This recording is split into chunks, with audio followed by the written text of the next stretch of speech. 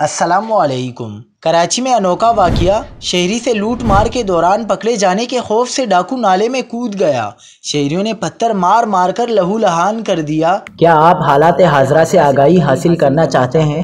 خبر کے پیچھے چھپے اصل حقائق جاننا چاہتے ہیں تو ابھی سبسکرائب کیجئے جل پاکستان کو اور ساتھ ہی گھنٹی کے نشان پر کلک کر دیں۔ آپ کو بتاتے چلیں کہ کراچی کے علاقے شادمان ٹاؤن نمبر 2 میں ڈاکو نے شہری سے لوٹ مار کی کوشش کے بعد جان بچانے کے لیے نالے میں چھلانگ لگا دی۔ علاقہ مکینوں کے مطابق 3 ڈاکو شہری سے لوٹ مار کی کوشش کر رہے تھے، جس دوران شہری کے شور مچانے پر علاقہ مکینوں نے ڈاکوؤں کو پکڑنے کی کوشش کی۔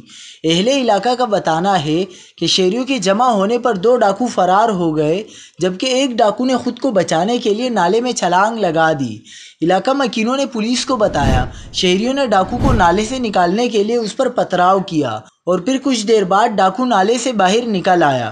دوسری جانب پولیس کا کہنا ہے کہ عوام نے ڈاکو کو تشدد کا نشانہ بنانے کے بعد پولیس کے حوالے کر دیا، جسے تحویل میں لے کر ہسپتال منتقل کر دیا گیا ہے۔